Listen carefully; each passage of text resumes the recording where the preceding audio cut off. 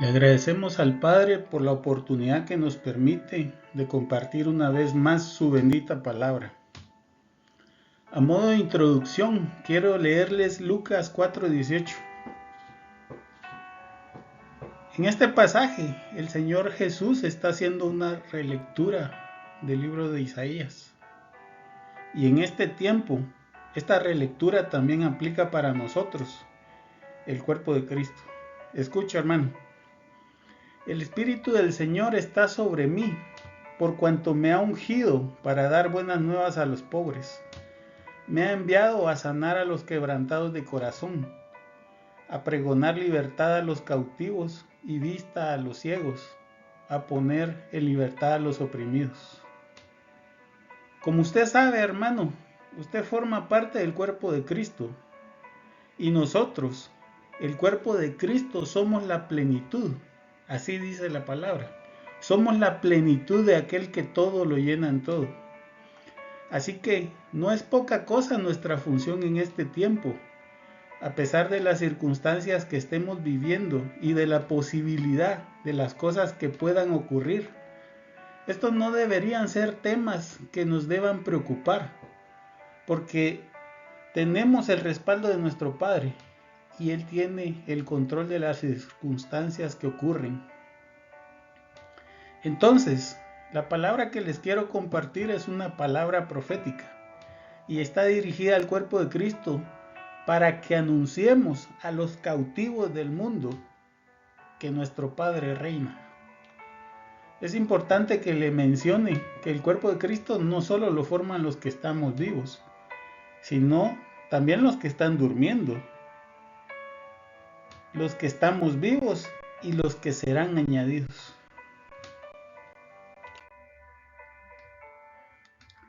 Vamos a usar estas citas bíblicas. Isaías 52, versículo 1 al 2, 52, 7. De ahí vamos a basarnos en Hechos 17, Romanos 1, 16, Romanos 10, 14 al 15. Y algunos otros pasajes que iremos viendo en el camino. Entonces vamos a empezar. Lo primero que les quiero hablar es sobre este mensaje que el cuerpo de Cristo está comisionado a entregar. Y acá lo que nos surge es, ¿para quién es este mensaje?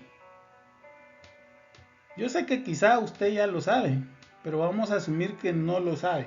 Así que vamos a leer en Isaías 52 que dice: Despierta, despiértate, vístete de poder, oh Sión, viste tu ropa hermosa, oh Jerusalén, ciudad santa, porque nunca más vendrá a ti incircunciso ni inmundo. Sacúdete del polvo, levántate y siéntate, Jerusalén, suelta las ataduras de tu cuello, cautiva hija de Sión. Nosotros podemos darnos cuenta que este pasaje está hablando proféticamente a la hija de Sión. Y nosotros sabemos que cuando está hablando de esta figura, está hablando a los hijos de Dios que están cautivos hoy por hoy en el mundo. Probablemente ellos no saben quién es Dios y quizá no lo conocen porque aún no les ha llegado la luz. Y eso es parte de lo que el cuerpo de Cristo debe llevar, esa libertad a los que están cautivos. Y en este contexto tenemos que entender que aunque nosotros estamos comisionados u obligados, pensémoslo así, a dar una palabra, no necesariamente el que la va a recibir. Puede que la reciba, puede que no la reciba. ¿Eso de qué depende? Depende si es alguien que está cautivo en el mundo. Y alguien cautivo es alguien que está contra su voluntad, que simplemente está obligado a hacer lo que debe hacer para sobrevivir. Este es un tema que yo estuve conversando con una persona y hablando sobre esa situación. ¿Por qué es que existen personas que reciben la palabra y por qué otros no la reciben? La ciencia, sabe, hermano, tiene una explicación para eso, por cierto. Y es que ellos dicen que nosotros los que creemos estamos condicionados en nuestro cerebro para entender esas cosas, mientras que otros necesitan una comprobación física.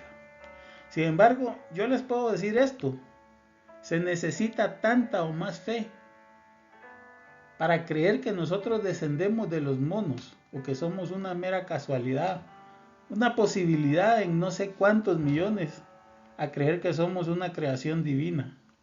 Se necesita la misma cantidad de fe o más fe. No sé, ¿usted qué cree? ¿Usted qué piensa? Pero en ese punto los ateos pueden creer que la ciencia es todo. Sin embargo, a pesar de que la ciencia avanza cada día más bien se abren nuevas interrogantes, nuevas preguntas y nuevas situaciones que no se saben cómo ocurren. Y de todas formas así están. A pesar de que ya existe clonación y existen muchos avances tecnológicos, de cualquier forma no se ha llegado al punto de poder establecer por qué existimos. ¿Cómo fue que de tantas posibilidades se haya formado un ser humano y que haya desarrollado una capacidad intelectual para entender, para tratar de mejorar, de superarse? Eso no se ha podido explicar. Pero entonces vamos a regresar porque ya divagué mucho. ¿Para quiénes es esta palabra? Romanos 1:16 dice, porque no me avergüenzo del evangelio, ese es el apóstol Pablo, ¿verdad? Porque es poder de Dios para salvación a todo aquel que cree, al judío primeramente y también al griego. Y aquí podemos ver, hacer énfasis en que la palabra de Dios es poder para salvación. ¿De quién? ¿De todos? No, del que cree. Del que cree. Y por cierto que la palabra va primeramente para los judíos, ¿verdad? Pero también para el griego. En el contexto de Pablo, lógicamente, él se refería a los judíos, a los que estaban cercanos, ¿verdad? Al pueblo de él, a los que estaban cerca, a los que eran de la casa, digámoslo así. Y los griegos eran los paganos, digámoslo así, los que estaban en el mundo, los que estaban por allá afuera, que no tenían un conocimiento de quién era Dios. Ahora vamos a ver la siguiente parte. ¿Quién es el responsable, digámoslo así, de anunciar esta noticia, verdad? Romanos 10, versículo 14. Sigue hablando el apóstol Pablo, dice, ¿cómo pues invocarán a aquel en el cual no han creído? ¿Y cómo creerán en aquel de quien no han oído? ¿Y cómo oirán sin haber quien les predique? Y en Romanos 10:15 dice, ¿y cómo predicarán si no fueren enviados? Como está escrito, cuán hermosos son los pies de los que anuncian la paz, de los que anuncian buenas nuevas. Esta también es una relectura de Isaías 52:7. En 52:7 dice, cuán hermosos son sobre los montes los pies de los que traen alegres nuevas, del que anuncia la paz, del que trae nuevas del bien, del que publica salvación, del que dice a Sión, tu Dios reina. ¿Quiénes son los responsables de llevar ese mensaje, de ese anuncio de libertad? Es el cuerpo de Cristo. Es el cuerpo de Cristo que hoy por hoy, digámoslo así, pues probablemente no tengamos la influencia o el nivel de influencia que deberíamos de tener o el nivel de poder que deberíamos de tener porque estamos fragmentados. Esa es una realidad. ¿Por qué? ¿Por qué estamos fragmentados? Porque estamos divididos. O sea, si yo me pongo, y lo vamos a ver aquí en el contexto de Pablo, porque si yo me pongo a hablar de estas cosas ante los, por ejemplo, vamos a decir, testigos de Jehová, probablemente no va a ser una plática, va a ser una discusión, va a ser un pleito. Si yo me pongo a hablar con los católicos, igual va a ser un pleito, una discusión. ¿Por qué? Porque no estamos unidos, no estamos en el mismo sentido, no estamos en la misma dirección ni en el mismo enfoque. Si nosotros tuviéramos una visión conjunta como un cuerpo, como un solo ser, digámoslo así, lograríamos más. Y probablemente muchas de las cosas que están pasando hoy por hoy no pasarían. Podemos pensar de que son cosas que ya están establecidas, que van a ocurrir así. Podemos pensarlo también, ¿verdad? Sin embargo, eso no quiere decir que nosotros no cumplamos la función de ser luz, de decir las buenas nuevas, de aclarar las cosas como deben ser. Yo no estoy hablando de ecumenismo, ¿verdad? Hago la aclaración, porque ecumenismo es juntémonos todas las religiones y pongámonos de acuerdo en el rito religioso. Esto no es ecumenismo, la palabra de Dios habla de unidad en el Espíritu. Y unidad en el Espíritu quiere decir que tenemos la misma fe, que creemos de la misma forma. ¿En quién? En nuestro Padre.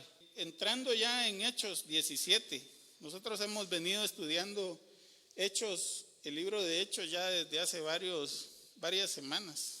Y digamos, estamos en los pasajes del segundo viaje misionero, porque precisamente Hechos 17 es parte del segundo viaje misionero.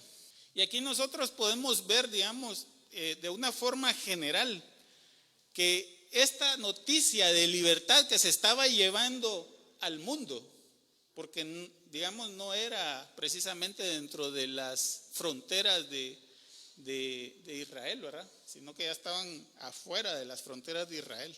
Simplemente los trastornaba porque ellos no sabían qué era lo que estaba ocurriendo, ¿verdad? Hechos 17:1 dice lo siguiente: pasando por Anfípolis y Apolonia, llegaron a Tesalónica, donde había una sinagoga de los judíos. Y en el 2 dice: y Pablo, como acostumbraba, fue a ellos, y a los 3 días de reposo discutió con ellos. Yo aquí veo dos situaciones. Primero, Pablo lo primero que hacía siempre era ir a la sinagoga. La sinagoga era un templo de adoración judía, ¿verdad? Lógicamente ahí se reunían los judíos. Y entonces él lo que iba a hacer era enseñar. Pero la palabra aquí dice, discutió con ellos. ¿Qué se necesita, hermano, para que una plática o una enseñanza se vuelva una discusión? ¿Qué se necesita? Se necesita que tengamos puntos de vista diferentes. ¿Y sabe qué ocurre? Que a veces nosotros nos cegamos en el conocimiento que pretendemos tener y no estamos dispuestos a escuchar. Y a veces es mejor escuchar porque probablemente uno aprenda algo nuevo. No sé si me hago entender. Porque el hecho de que yo escuche a una persona no quiere decir que ya le dije sí a todo, ¿verdad? No. Quiere decir que yo estoy poniendo atención a lo que está diciendo. Y Pablo, de acuerdo con algunos escritos que están fuera de la Biblia, por cierto, él daba enseñanza. O sea, mostraba la palabra, mostraba evidencia. Mira, aquí está. Y lo podemos ver más adelante, que ahí era comprobable, digamos, está escrito, está dicho, etcétera. Sin embargo, ¿el problema cuál era? El problema era el tema de religión. Porque ¿cómo era posible que unos que no eran judíos pudieran alcanzar el favor y la gracia del Padre, ¿verdad? Digamos que en eso rondaba la cosa, porque básicamente se trataba de la gracia que teníamos, ¿verdad? Ahora vamos a avanzar aquí. 17:3 dice, declarando y exponiendo por medio de las escrituras que era necesario que el Cristo padeciese y resucitase de los muertos, y que Jesús, a quien yo os anuncio, decía él, es el Cristo. Y nosotros sabemos claramente de que el Señor Jesús representa la gracia que el Padre derramó. ¿Para qué? Para que cualquier persona que lo reconozca como su Señor y Salvador pueda acercarse al Padre, pueda tener perdón de sus pecados y pueda ser acepto y pueda acercarse confiadamente al trono para encontrar oportuno socorro. Eso es lo que nosotros sabemos, es lo que creemos y es nuestra fe. Pero eso no lo podían compartir los judíos, los religiosos de ese momento. Así que en general nosotros podemos pensar, por muy difícil que sea la situación, es necesario que antes que nosotros tratemos de impactar afuera, hay un dicho, ¿verdad?, secular que dice, antes de arreglar el mundo, arregla tu cuarto, una cosa así, ¿verdad? Nosotros antes de salir a la calle a decir algo, deberíamos de primero empezar por nuestra casa, ¿verdad? Y eso es lo que podemos ver en el apóstol Pablo, ¿verdad? El apóstol Pablo insistía siempre en ir primero con los judíos, ¿verdad? Porque era su casa, ¿verdad? Lógicamente, pues algunos van a creer y otros se van a oponer.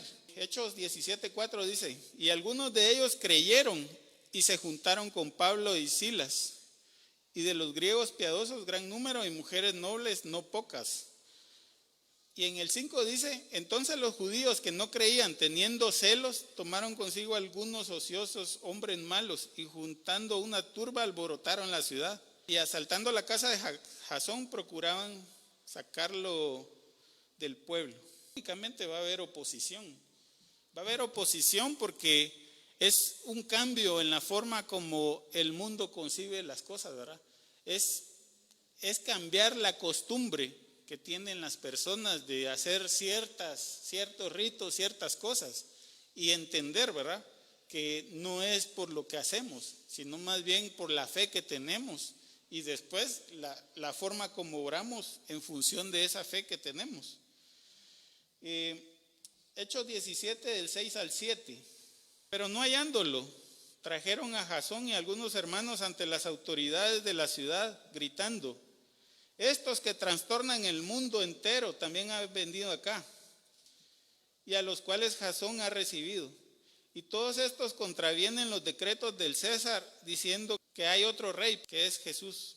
Y en Hechos 17, del 8 al 9 dice, y alborotando al pueblo y a las autoridades de la ciudad, oyendo estas cosas, pero obtenida fianza de Jasón y de los demás, lo soltaron.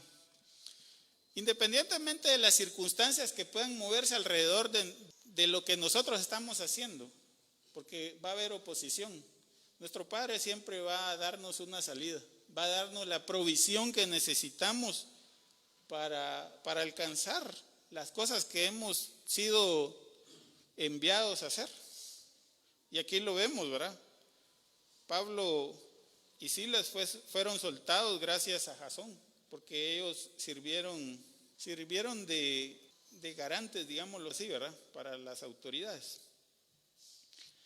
Ahora, siguiendo con la lectura, Hechos 17:10, inmediatamente los hermanos enviaron de noche a Pablo y a Silas hasta Berea, y ellos, habiendo llegado, entraron a la sinagoga de los judíos. Aquí podemos ver nuevamente a Pablo con la misma cosa, ¿verdad? O sea, primero iba a la sinagoga de los judíos.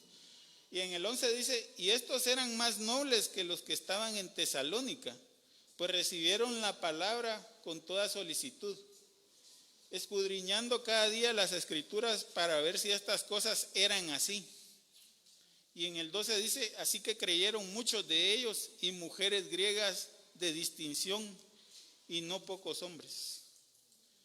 Y ahí podemos darnos cuenta de que sí existe esa diferencia, ¿verdad? Van a haber personas que simplemente no pueden ser alcanzados, tal vez en ese momento o puede ser que nunca, ¿verdad? Y van a haber personas que sí son alcanzadas. Algo que también es importante, digamos, en este contexto entender, y es algo que nosotros conocemos como predestinación, ¿verdad? Es que nosotros decimos, bueno, la predestinación quiere decir que no importa lo que yo haga, al final voy a hacer esto. Puede ser que sea alcanzado, puede ser que no sea alcanzado. Y eso es correcto, digámoslo así. Pero el problema es que eso solo lo conoce el Padre. Porque el Padre sí conoce lo que va a ocurrir en el futuro antes de que ocurra, ¿verdad? O sea, pero nosotros, desde nuestra perspectiva, hermano, no nos queda más, como decía el apóstol Pablo, ¿verdad? Trabajemos con temor y temblor en nuestra salvación. Porque puede ser que hoy ustedes me miren aquí, pero yo no sé si dentro de un mes, dentro de un año voy a estar tirado en una banqueta. O sea, por supuesto que esa no es mi intención, hago la aclaración. Pero, hermano, mire, lo único que nosotros tenemos es la fe. Y la fe es lo que nos mueve a cambiar, a ser diferentes cada día. Pero, mire, hermano, yo he visto muchos casos. O sea, tal vez ya he visto muchos casos. Y, o sea, desafortunadamente hay personas que dan un cambio radical, para bien o para mal.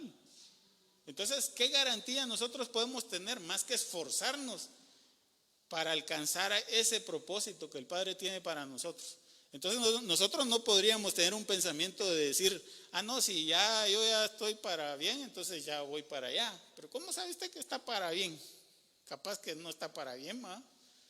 Quizá esa es la misericordia que tiene el Padre, ¿verdad? Que no nos revela esa situación. Porque nosotros podemos ver a una persona que por muy mala que sea, puede ser transformada por Él, ¿verdad? Y puede cambiar totalmente. Y podemos ver a otra persona que está haciendo las cosas bien, que puede ser también cambiada, puede ser quitada, puede ser desarraigada, ¿verdad?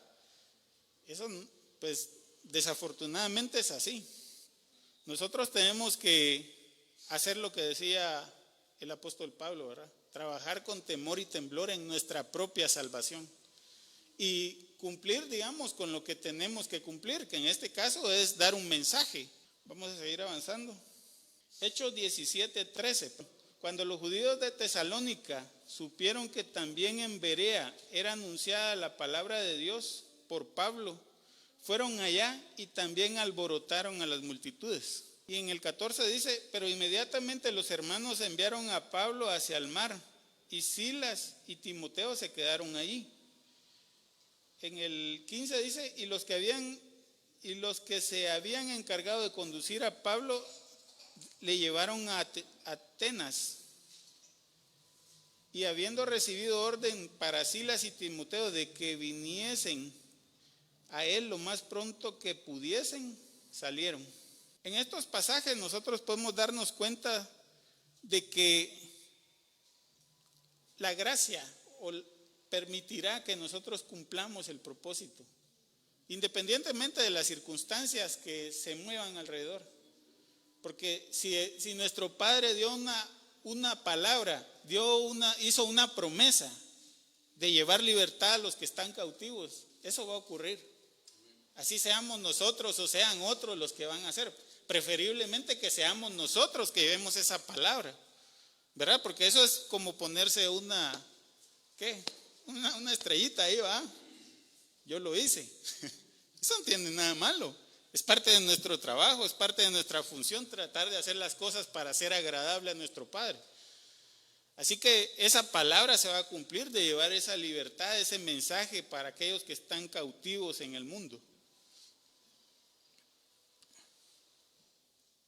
Vamos a avanzar. Entonces ya Pablo está en Atenas, ¿verdad? Y Atenas, como usted sabe, pues son griegos. Y ellos tenían una forma diferente de creer, ¿verdad? Pero acá hay una situación que se entiende, que nosotros debemos de entender, independientemente de la cultura. Hay un testimonio que existe, que siempre ha existido para ellos, ¿verdad? Que es la naturaleza. Ya lo vamos a ver ahorita. Vamos a ver.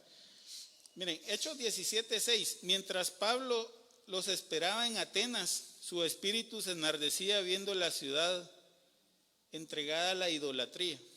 Y en el 17 dice, así que discutía en la sinagoga con los judíos y piadosos, y en la plaza cada día con los que concurrían. En el 18 dice, y algunos filósofos de los epicúreos y de los estoicos disputaban con él. Y unos decían, ¿qué querrá decir este palabrero? Que por cierto, esa expresión era por decir que es como decir el predicador, ¿verdad? Y otros parece que es predicador de nuevos dioses, porque les predica el evangelio de Jesús y de la resurrección. Y nosotros podemos ver que a pesar de que exista oposición, pecado y falta de fe, donde sea que llevemos la palabra, ¿verdad? Donde sea que llevemos la palabra, a pesar de que existan esas cosas, debemos estar prestos a dar ese mensaje. Es nuestra obligación, ¿verdad? Mire, en 17:19 dice, y tomándole le trajeron al Areópago. Te voy a hacer la aclaración que el Areópago era un lugar que era donde se hacían como juicios, donde se hacía, era como un tribunal, una tribuna, ¿verdad? Y entonces lo llevaron ahí precisamente para que explicara, para que exponiera qué era lo que estaba ¿qué es esta nueva enseñanza? Bueno, le voy a leer aquí, dice, y tomándolo lo trajeron al Areópago diciéndole, ¿podremos saber qué es esta nueva enseñanza de que hablas? Y en el 20 al 21 dice, pues traes a nuestros oídos cosas extrañas. Queremos pues saber qué quiere decir esto. Y en el 21 dice, porque todos los atenienses, que esto está dentro de paréntesis, ¿verdad? Porque todos los atenienses y los extranjeros residentes allí en ninguna otra cosa se interesan sino en decir algo nuevo. En Hechos 17:22 dice, entonces Pablo, puesto en pie en medio del Areópago, dijo, varones atenienses, en todo observo que sois muy religiosos. Y en el 23 dice, porque pasando y mirando vuestros santuarios, hallé también un altar en el cual estaba la inscripción al Dios no conocido, al cual vosotros adoráis, pues sin conocerlo, es a quien yo anuncio. El mundo tiene un conocimiento incipiente de nuestro Padre.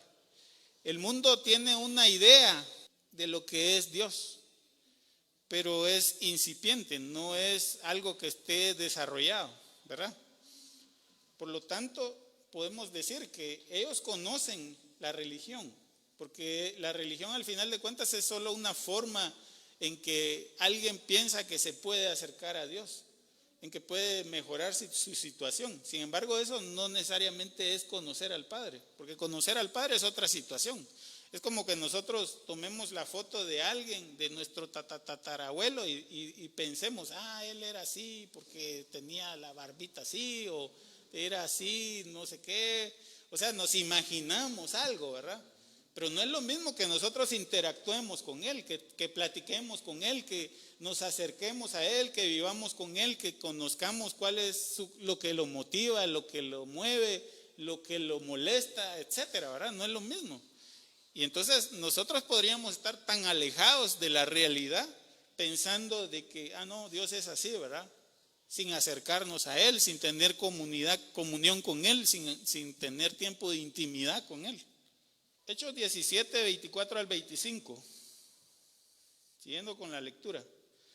El Dios que hizo el mundo y todas las cosas que en Él hay, siendo Señor del cielo y de la tierra, no habita en templos hechos por manos humanas. En el 25 dice, ni es honrado por mano de hombres, como si necesitase de algo. Pues Él es quien da a todos vida y aliento a todas las cosas. Esta es una afirmación que nosotros también debemos de llevar en nuestro corazón. Porque la creación fue hecha por nuestro Padre. Y la creación misma da testimonio de Él. Aunque nosotros no conozcamos,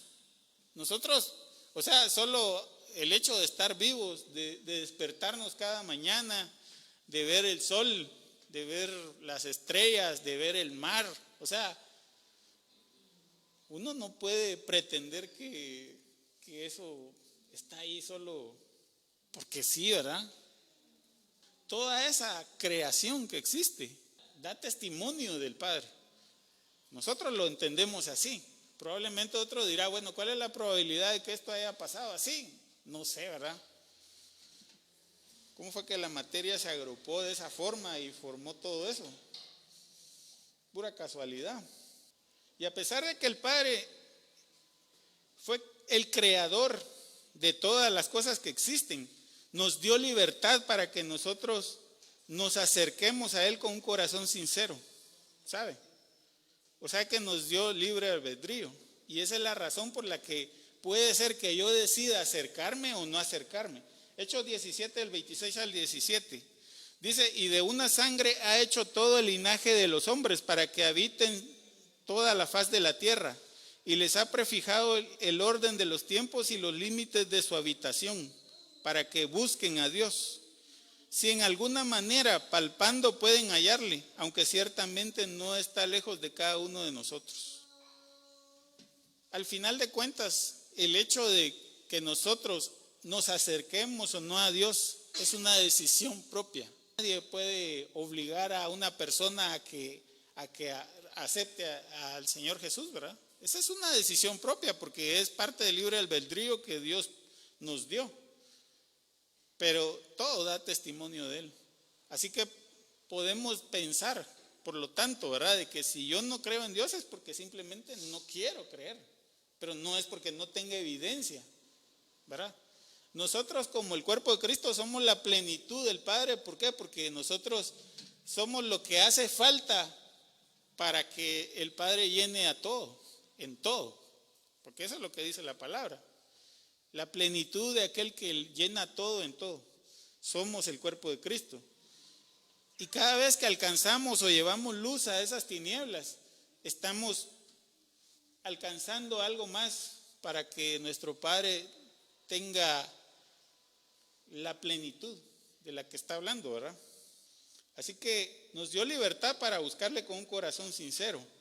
Hechos 17:28 dice: porque en Él vivimos y nos movemos y somos, como alguno de nuestros propios poetas también ha dicho, porque linaje suyo somos. Y a pesar de todo eso, mire, el Padre es misericordioso y paciente a pesar de nuestra ignorancia. 17:29 dice: siendo pues linaje de Dios, no debemos pensar que la divinidad sea semejante a oro o plata o piedra o escultura de arte y de imaginación de hombres.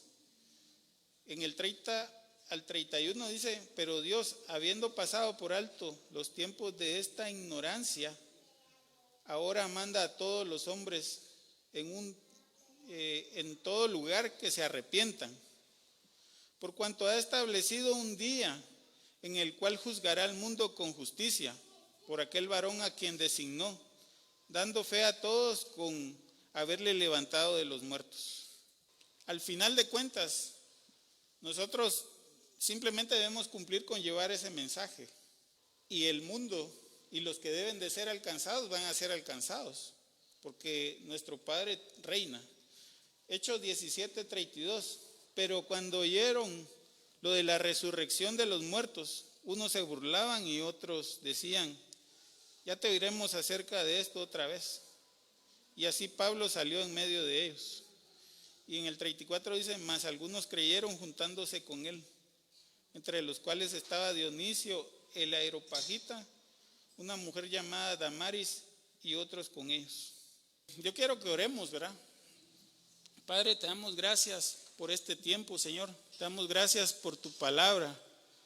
Te pedimos, Señor, en el nombre de Jesús, que lleves este mensaje donde más se necesita, Señor. Que podamos entender que somos tu cuerpo, que somos tu plenitud, Señor. Que debemos de llevar ese mensaje, así como el Señor Jesús lo declaró. Que nosotros podamos tomar esa función, Señor, de llevar un mensaje de libertad a aquellos que están oprimidos en el mundo, Señor, los que están siendo esclavizados, Señor. Que podamos cumplir con ese propósito, ese llamado que tú nos diste como tu cuerpo, Señor.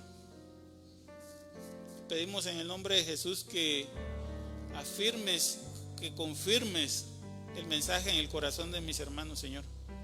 Que puedan ver a todos con los ojos que tú ves, porque tú tienes misericordia de nosotros, independientemente de nuestro origen, de nuestras circunstancias, de nuestras situaciones, Señor. Tú permitiste que nos acercáramos a ti, Señor. Que podamos mostrar y hacer las cosas con amor, así como Pablo lo dice. De nada me sirve entregar mi cuerpo para que sea quemado si no tengo amor. De nada nos sirve llevar un mensaje tuyo si no lo hacemos con amor, independientemente de las circunstancias de la persona que esté recibiendo ese mensaje, Señor. Ayúdanos a entender eso, Señor. Ayúdanos a cambiar nuestra perspectiva y nuestra visión. Declaramos bendición sobre nuestros hermanos, sobre las congregaciones, sobre tu cuerpo, Señor. Gracias por tu bondad y tu misericordia. En el nombre de Jesús, amén.